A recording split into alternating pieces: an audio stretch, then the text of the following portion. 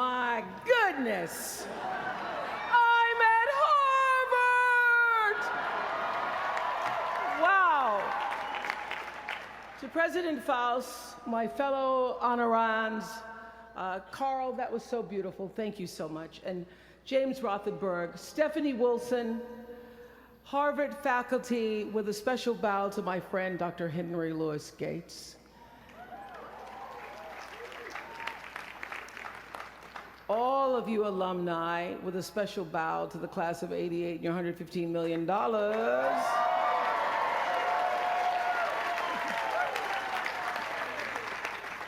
And to you, members of the Harvard class of 2013. Hello. I thank you for allowing me to be a part of the conclusion of this chapter of your lives and the commencement of your next chapter. To say that I'm honored doesn't even begin to quantify the depth of gratitude that really accompanies an honorary doctorate from Harvard.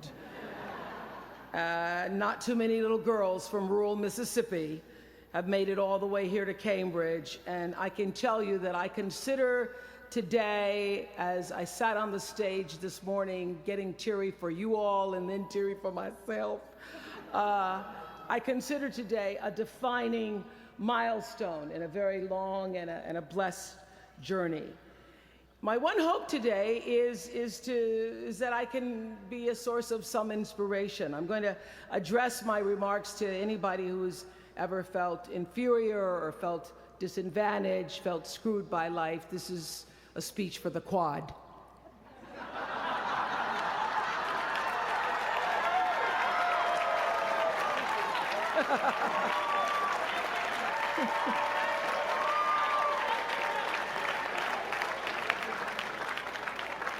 Actually, I was so honored. I wanted to do something really special for you. I wanted to be able to have you look under your seats and there would be free master and doctor degrees. But I see you got that covered already.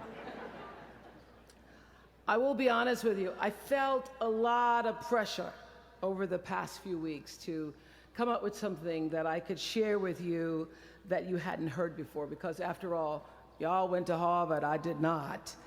But then I realized that you don't have to necessarily go to Harvard to have a driven, obsessive, type A personality, but it helps. And while I may not have graduated from here, I admit that my personality is about as Harvard as they come. You know, my television career began unexpectedly. As you heard this morning, I was in the Miss Fire Prevention contest. That was when I was 16 years old in Nashville, Tennessee, and you had the requirement of having to have red hair in order to win, up until the year that I entered. So they were doing the question and answer period, because I knew I wasn't going to win in the swimsuit competition.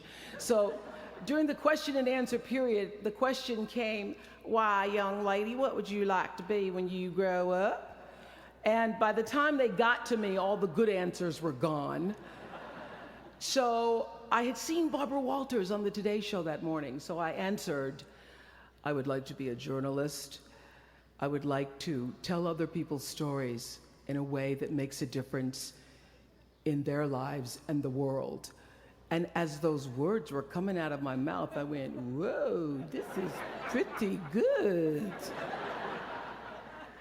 I would like to be a journalist. I want to make a difference." Well, I was on television by the time I was 19 years old. And in 1986, I launched my own television show with a relentless determination to succeed. At first, I was nervous about the competition, and then I became my own competition, raising the bar every year, pushing myself as hard as I knew. Sound familiar to anybody here? Eventually, we did make it to the top, and we stayed there for 25 years. The Oprah Winfrey Show was #1 in our time slot for 21 years, and I have to tell you, I became pretty comfortable with that level of success.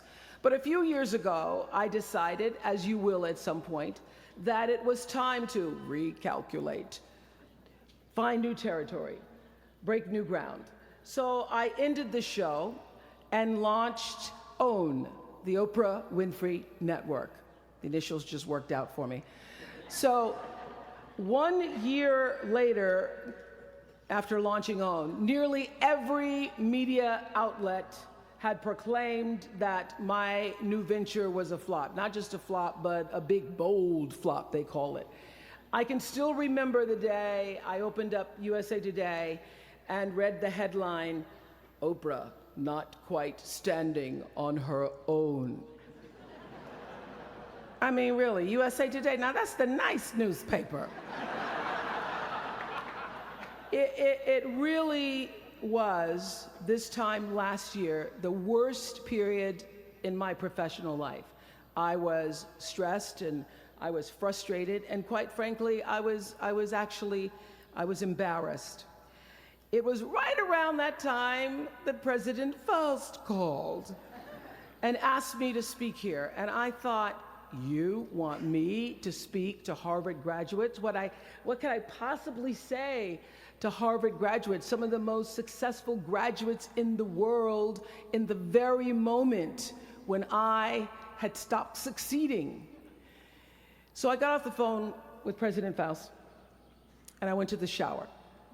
It was either that or a bag of Oreos.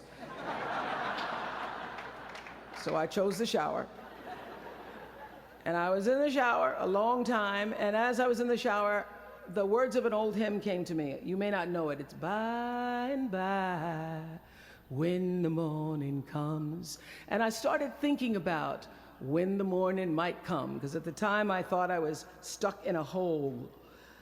And the words came to me, trouble don't last always, from that hymn. This too shall pass. And I thought, as I got out of the shower, I am going to turn this thing around, and I will be better for it. And when I do, I'm going to go to Harvard, and I'm going to speak the truth of it. So I'm here today to tell you, I have turned that network around.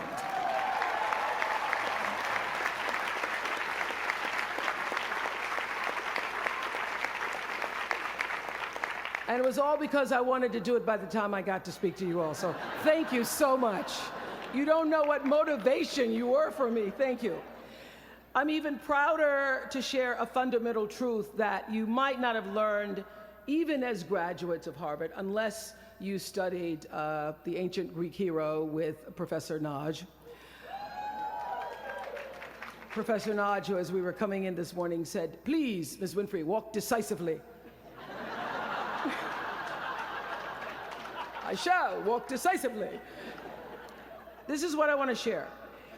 It doesn't matter how far you might rise. At some point, you are bound to stumble, because if you're constantly doing what we do, raising the bar, if you are constantly pushing yourself higher, higher, the law of averages, not to mention the myth of Icarus, predicts that you will at some point fall. And when you do, I want you to know this, remember this, there is no such thing as failure. Failure is just life trying to move us in another direction. Now, when you're down there in a hole, it looks like failure. So this past year, I had to spoon feed those words to myself. And when you're down in the hole, when that moment comes, it's really okay to feel bad for a little while. Give yourself time to mourn what you think you may have lost. But then, here's the key. Learn from every mistake, because every experience, encounter, and particularly your mistakes are there to teach you and force you into being more of who you are. And then figure out what is the next right move. And the key to life is to develop an internal, moral, emotional GPS that can tell you which way to go.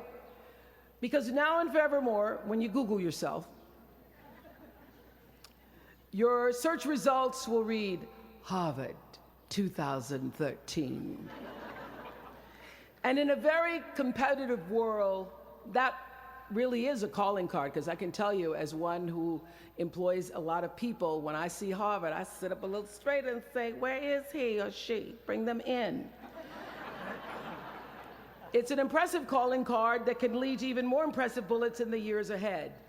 Lawyer, senator, CEO, scientists, physicists, winners of Nobel and Pulitzer Prizes, or late-night talk show host. But the challenge of life, I have found, is to build a resume that doesn't simply tell a story about what you want to be, but it's a story about who you want to be. It's a resume that doesn't just tell a story about what you want to accomplish, but why. A story that's not just a collection of titles and positions, but a story that's really about your purpose. Because when you inevitably stumble and find yourself stuck in a hole, that is the story that will get you out. What is your true calling? What is your dharma? What is your purpose? For me, that discovery came in 1994 when I interviewed a little girl who had decided to collect pocket change in order to help other people in need. She raised $1,000 all by herself, and I thought, well, if that little 9-year-old girl with a bucket and a big heart could do that, I wonder what I could do. So I asked for our viewers to take up their own change collection, and in 1 month, just from pennies and nickels and dimes, we raised more than $3 million that we used to send one student from every state in the United States to college. That was the beginning of the Angel Network. And so what I did was I simply asked our viewers, do what you can wherever you are, from wherever you sit in life. Give me your time or your talent, your money if you have it, and they did. Extend yourself in kindness to other human beings wherever you can. And together we built 55 schools in 12 different countries and restored nearly 300 homes that were devastated by Hurricanes Rita and Katrina. So the Angel Network, I've been on the air for a long time, but it was the Angel Network that actually focused my internal GPS.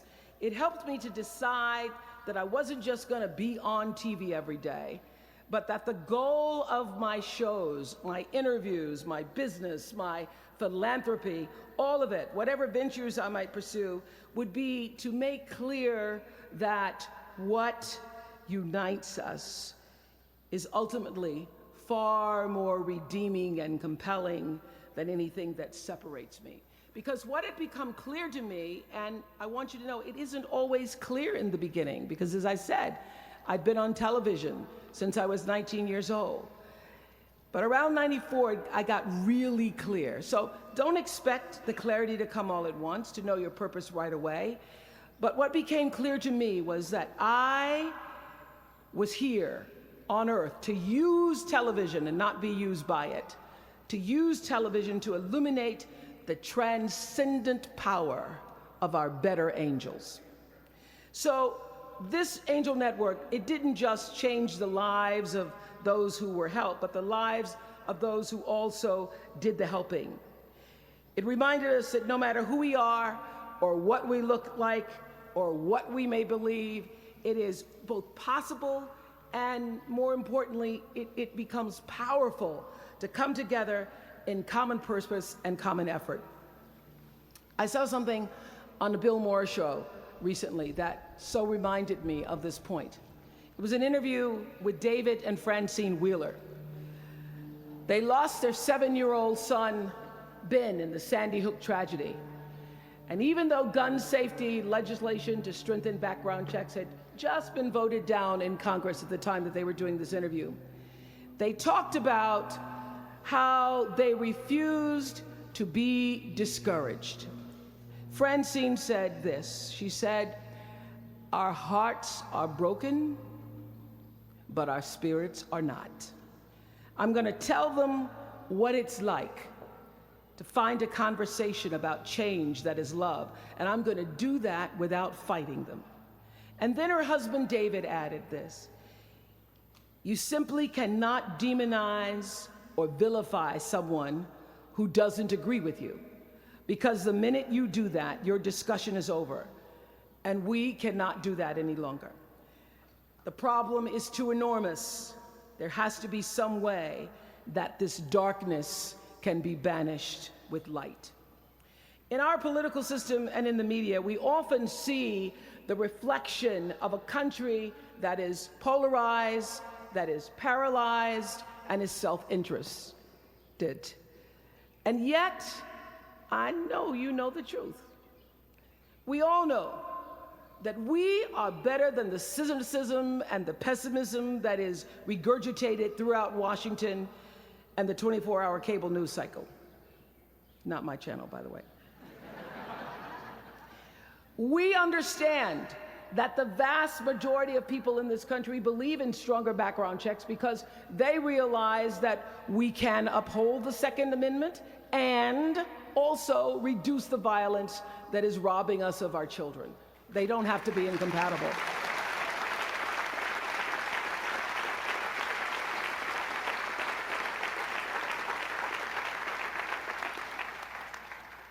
And we understand that most Americans believe in a clear path to citizenship for the 12 million undocumented immigrants who reside in this country, because it's possible to both enforce our laws and at the same time embrace the words on the Statue of Liberty that have welcomed generations of huddled masses to our shores. We can do both.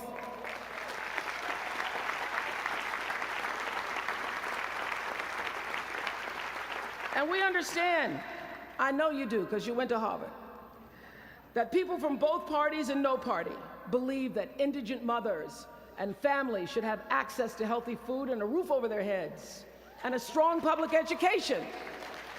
Because here in the richest nation on earth, we can afford a basic level of security and opportunity. So the question is, what are we going to do about it? Really, what are you going to do about it? Maybe you agree with these beliefs, maybe you don't. Maybe you care about these issues, or maybe there are other challenges that you, class of 2013, are passionate about. Maybe you want to make a difference by serving in government. Maybe you want to launch your own television show. Or maybe you simply want to collect some change. Your parents would appreciate that about now. The point is, your generation is charged with this task of breaking through what the body politic has thus far made impervious to change. Each of you has been blessed with this enormous opportunity of attending this prestigious school. You now have a chance to better your life, the lives of your neighbors, and also the life of our country. When you do that, let me tell you what I know for sure. That's when your story gets really good. Maya Angelou always says, when you learn, teach. When you get, give. That, my friends, is what gives your story purpose and meaning. So you all have the power in your own way to develop your own angel network. And in doing so, your class will be armed with more tools of influence and empowerment than any other generation in history. I did it in an analog world. I was blessed with a platform that at its height reached nearly 20 million viewers a day. Now here in a world of Twitter and Facebook and YouTube and Tumblr, you can reach billions in just seconds.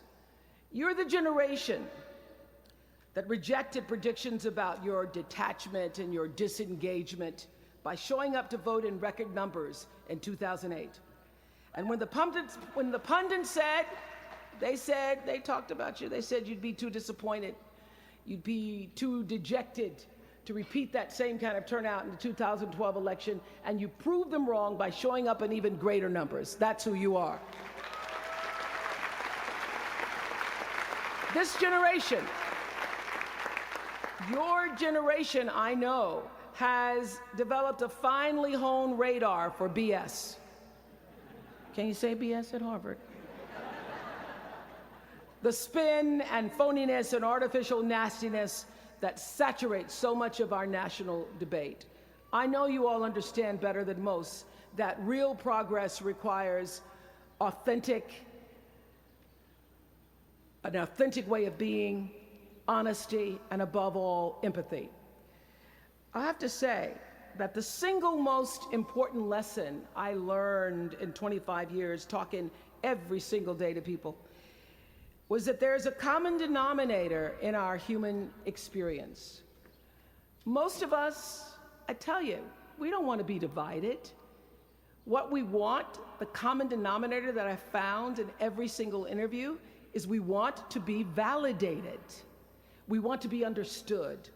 I've done over 35,000 interviews in my career.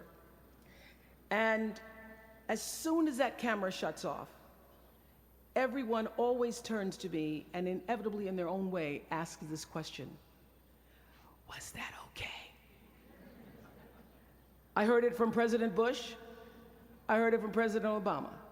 I've heard it from heroes and from housewives. I've heard it from victims and perpetrators of crimes. I even heard it from Beyonce and all of her Beyonce-ness. She finishes performing, hands me the microphone and says, "Was that okay?" Friends and family, yours, enemies, strangers, in every argument, in every encounter, every exchange, I will tell you, they all want to know one thing: was that okay? Did you hear me? Do you see me? Did what I say mean anything to you? And even though this is the college where Facebook was born, my hope is that you will try to go out and have more face-to-face conversations with people you may disagree with.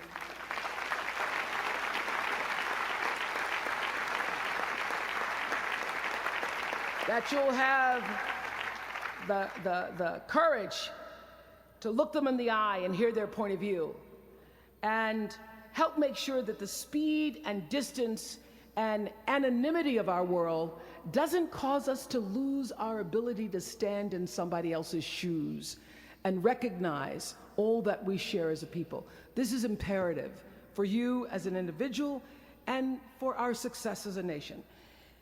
There has to be some way that this darkness can be banished with light.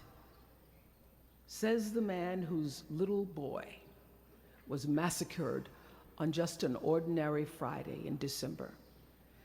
So whether you call it soul or spirit or higher self, intelligence, there is, I know this, there's a light inside each of you, all of us, that illuminates your very human beingness if you let it.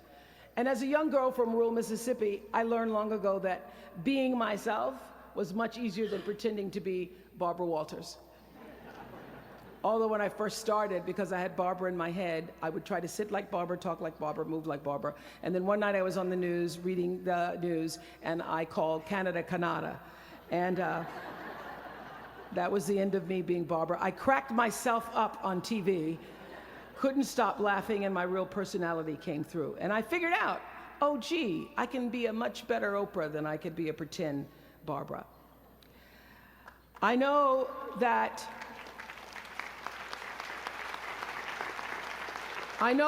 you all might have a little anxiety now and hesitation about leaving the comfort of college and putting those Harvard credentials to the test.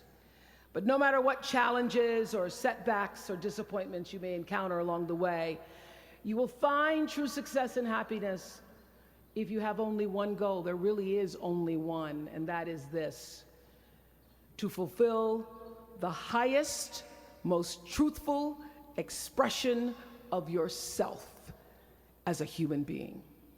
You want to max out your humanity by using your energy to lift yourself up, your family, and the people around you. Theologian Howard Thurman said it best. He said, "Don't ask yourself what the world needs. Ask yourself what makes you come alive, and then go do that. Because what the world needs is people who have come alive." The world needs people like Michael Stolzenberg from Fort Lauderdale. When Michael was just 8 years old, Michael nearly died from a bacterial infection that cost him both of his hands and both of his feet. And in an instant, this vibrant little boy became a quadruple amputee, and his life was changed forever. But in losing who he once was, Michael discovered who he wanted to be. He refused to sit in that wheelchair all day and feel sorry for himself. So with prosthetics, he learned to walk and run and play again. He joined his middle school lacrosse team. And last month, when he learned that so many victims of the Boston Marathon bombing would become new amputees, Michael decided to banish that darkness with light. Michael and his brother Harris created MikeysRun.com to raise $1 million for other amputees by the time Harris runs the 2014 Boston Marathon. More than 1,000 miles away from here, these two young brothers are bringing people together to support this Boston community the way their community came together to support Michael. And when this 13-year-old man was asked about his fellow amputees, he said this: first, they will be sad. They're losing something they will never get back. And that's scary. I was scared. But they'll be okay. They just don't know that yet. We might not always know it. We might not always see it or hear it on the news or even feel it in our daily lives. But I have faith that no matter what, class of 2013, you will be okay. And you will make sure our country is okay. I have faith because of that 9-year-old girl who went out and collected the change. I have faith because of David and Francine Wheeler. I have faith because of Michael and Harris Stolzenberg. And I have faith because of you, the network of angels sitting here today. One of them, Khadijah Williams, who came to Harvard 4 years ago. Khadijah had attended 12 schools in 12 years, living out of garbage bags amongst pimps and prostitutes and drug dealers, homeless, going into department stores, Walmart in the morning to bathe herself so that she wouldn't smell in front of her classmates. And today she graduates as a member of the Harvard class of 2013.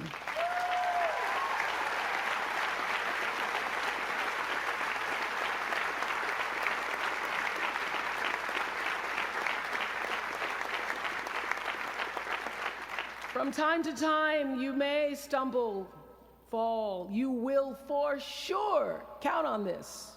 No doubt you will have questions and you will have doubts about your path. But I know this: if you're willing to listen, to be guided by that still small voice that is the GPS within yourself, to find out what makes you come alive, you will be more than okay. You will be happy, you will be successful, and you will make a difference in the world. Congratulations, class of 2013. Congratulations to your family and friends. Good luck, and thank you for listening. Was that okay?